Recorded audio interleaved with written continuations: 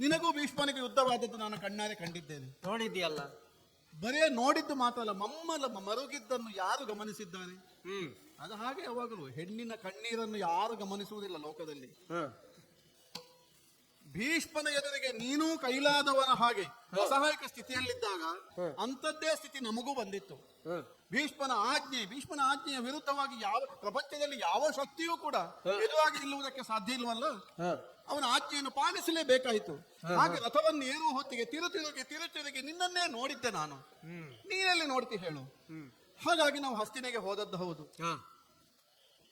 ಹಸ್ತಿನೆಯ ಆಸ್ಥಾನದಲ್ಲಿ ಅಲ್ಲ, ಅರಮನೆಯಲ್ಲಿ 6-7 ದಿವಸಗಳು ಕಳೆದದ್ದು ಹೌದು.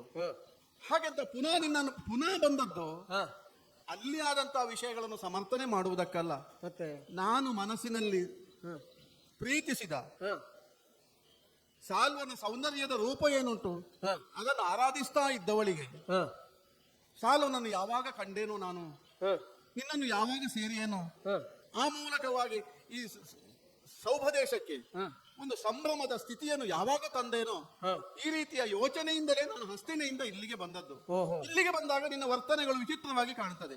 ಯಾರೋ ಪರ ಹೆಣ್ಣು ಬಂದ ಹಾಗೆ ನನ್ನನ್ನು ನೀನು ಸತ್ಕರಿಸ್ತಾ ಇದ್ದಿ, ಅಲ್ಲ ನನ್ನ ಜೊತೆಯಲ್ಲಿ ಮಾತಾಡ್ತಾ ಇದ್ದಿ.